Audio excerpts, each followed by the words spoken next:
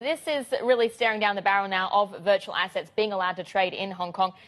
Since the blueprint has been available now for a couple of weeks, what's your initial take on it? Do you think that Hong Kong has sort of learned any lessons from other jurisdictions, for instance?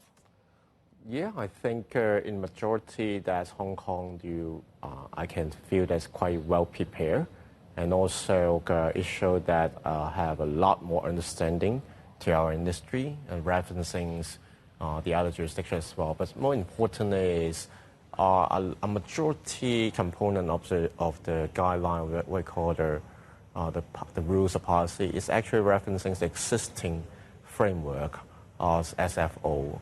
A lot of requirement referencing the existing financial institutions that's currently regulating broker or financial institutions. So I think it's actually quite comprehensive and robust and relies on existing experience in Hong Kong.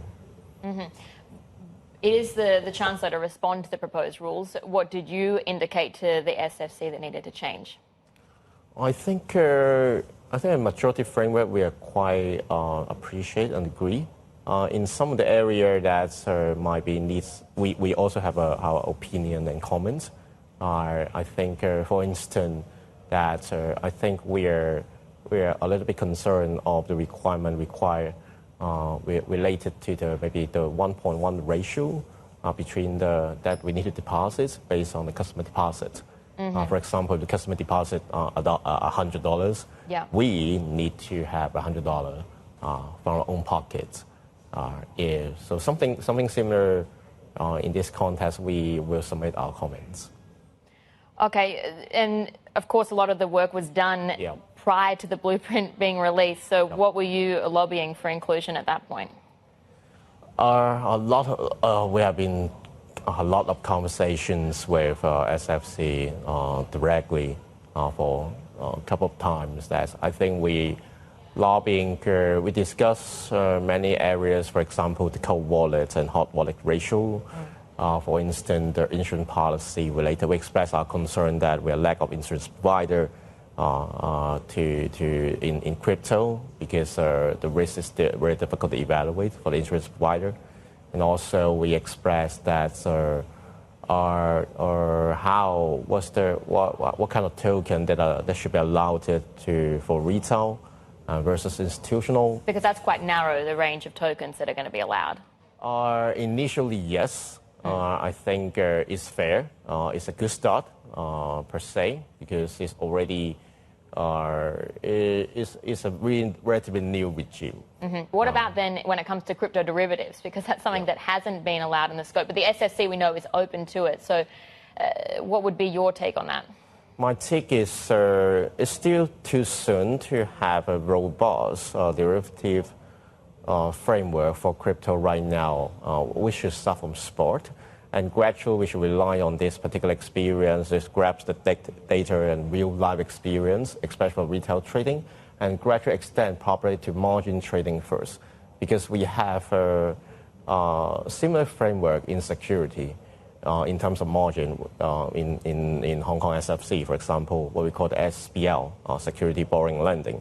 We will start from there first, then we're starting to extend even more to the derivative context in crypto. Do you think that the scope of the regime is broad enough that Hong Kong can truly become an international virtual asset trading hub?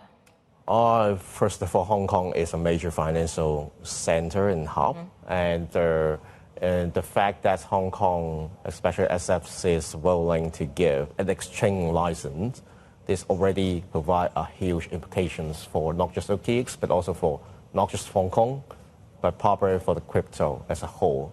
Because as a matter of fact, that for crypto license per se, that's a little bit. I don't think there are a lot of exchange license. There's a lot of rules and governance that specifically designed for exchange license given by security regulators. Mm-hmm. So I think it's actually quite unique opportunities. On the point of regulators, because of course cryptocurrency trading is still banned in mainland China, the US is really putting in a lot of regulatory actions, regulations through enforcement. Do you see any sort of chance that the SFC is going to backtrack on some of these rules? I think all the government, all jurisdiction has the priority to protect their very own residents, right, and their own and the citizens. So it makes sense for all kinds of jurisdictions to enforce their rules to protect its users. So what I see is what it takes is Hong Kong do have an existing robust framework that's currently regulated in financial institution and works so well already. What we need so far is putting a little bit context on crypto components. So what I think is Hong Kong is having a best chance, one of the best chance, to actually regulate it and also put crypto in a safe place which allow user to trade.